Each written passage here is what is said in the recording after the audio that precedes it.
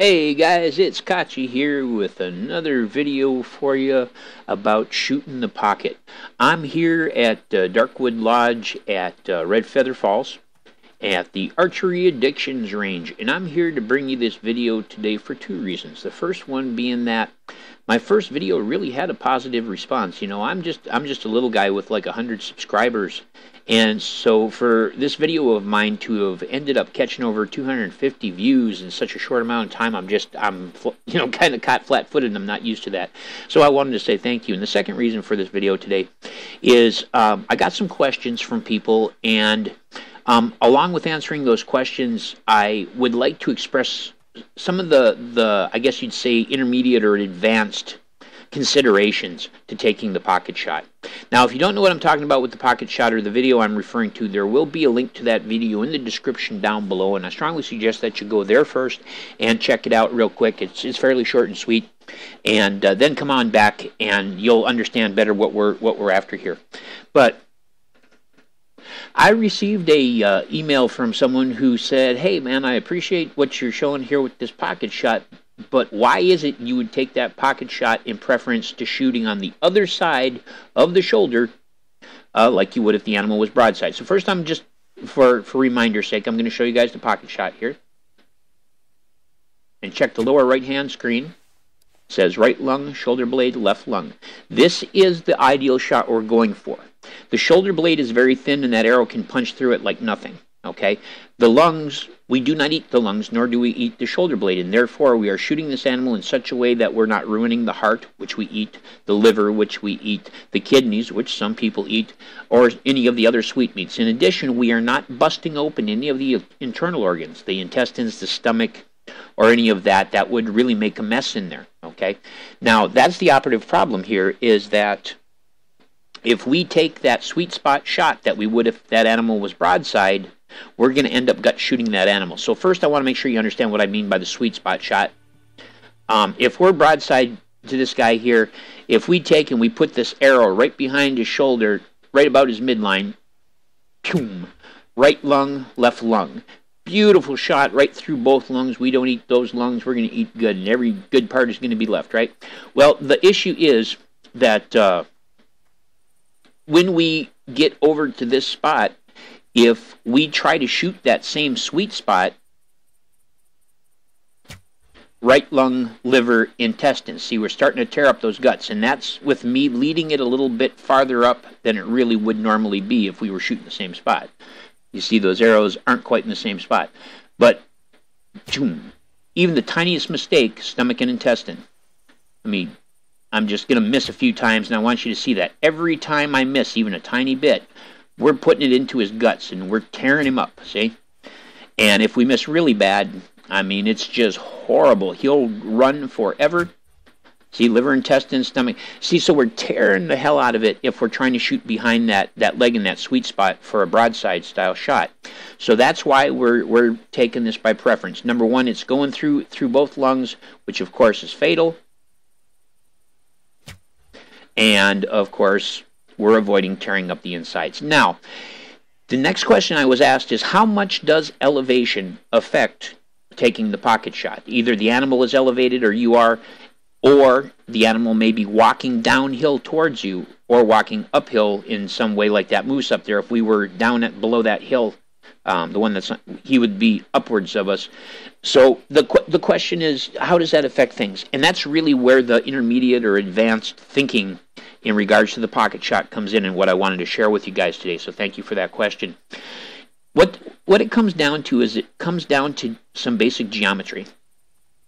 All right. When we're taking these shots, you can see that shot into the pocket is meant to go in on a line to transect the maximum amount of both lungs. Okay? If that arrow was pointing downwards, for instance, and it hit that same spot, it would transect only one lung before it got too low to do any more damage and exited the animal's body. So to clarify that, what I mean by that, what I'm going to do is just step back over here.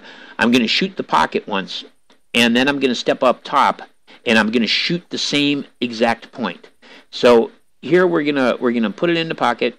Pachow, there we go. Shoulder blade, right lung, left lung. Go on up. And now if I take and I put that arrow in the same basic spot. We're going to get you right there. Chow. Shoulder blade, right lung, liver. So you see I've punched that arrow into his liver. Yeah, I got his right lung, but I also got his liver. So one more shot in that general area. Pow. Right lung, shoulder blade, liver. You'll see it, and you'll find it consistent. You shoot that area, you'll get the same reading over and over again. Okay? But I want to come here and show you the difference with how the angles of those arrows play, see? Because shooting at the level of the pocket here, I'm catching only one right lung, just like I told you, with that arrow coming down at that angle when we're shooting at that same level. So it means if I want to hit both lungs, I have to aim higher on the pocket in order to maximize that transection. It's just good old-fashioned geometry, no different than shooting pool or anything else. So let's see if I can get this here. Right lung, shoulder blade, left lung. And we'll go down and look at where that hit. So we have to aim high on the pocket and a little inside. Okay? So that's the first advanced rule. If you are above the animal, aim high on the pocket and slightly inside. And you can see where that hit in relationship to our previous arrows here. Okay? Now, we're going to jog our way back here to Marty Moose over here. And we're going to look at what we need to do if we're below the animal. One time I came running back here and there was an elk back here. It kind of freaked me out. I was so startled I didn't even get a shot off at him. But here we're down below this animal nice and low. Okay? Now, if we shoot at the normal level that we would for the pocket from down here, what's going to happen is that when we come up and look, you'll see that because of the angle of the arrow, again, it's going up, and if we're lucky, we're going to hit his right lung and pretty much nothing else. Okay? So what we have to do, again, from down here, is just like when we were up high on the animal, we had to aim high on the pocket. Because we're low on the animal, we have to aim low on the pocket. And you see that little lump? I don't know if you saw that or not. For the moose, it's really, really distinct. But you see that bump right there? All right? That's an awesome point to shoot when you're shooting low on the pocket. Right on that bump. Now, you can shoot a bit lower, and you can take the heart shot, because his heart is right in this circle here. Okay? I mean, it's right in there. But if I twitch and miss, aiming at his heart, it's going to go under his body, and it's going to gut shoot him again. See? I'm going to go under his body and gut shoot him. So rather than taking the heart shot, I'd rather be up a little bit higher. Because again, I want to shoot the lungs because I don't eat the lungs. I want to shoot the shoulder blade because I don't shoot the shoulder blade. But so there we go, guys. So just for review, when on level ground and shooting the pocket shot, we are aiming from the rear pocket to the front pocket to transect the lungs because we don't eat them lungs. However, if we are above the animal, we aim high on the pocket and a little inside. And if we're below the animal, we aim low on the pocket and a little inside. So let me just pause for a moment here, make sure I've hit everything that I wanted to. Let's see. First, I wanted to thank you guys for the comments and the views and the likes and stuff. Got that. Then I wanted to discuss why it is we take the pocket shot as opposed to shooting behind the leg, and that's intestines. And also beating up things that we want to eat if this is a real-world situation. Which will also, by the way, improve your harvest value. And then lastly, the elevation, differences. We have to shoot high on the pocket if you're above the animal, have to shoot low on the pocket if you're below the animal. One thing to bear in mind is that if I'm standing on level ground and there was a hill in front of me and the animal was walking downhill towards me, it would present to me in exactly the same fashion as it does here with me being elevated. Because if I'm on level ground and he's walking downhill, I'm going to be seeing from his back, looking at more at his back than anything else, just like I am up here, see? So that's just something to think about, so that I can be on level ground, and if he was walking down that hill over there, he'd be presenting his upper back to me rather than his chest. Okay, so that's just something to think there. And lastly, I wanted to share something really super duper with you guys about this game and archery in particular.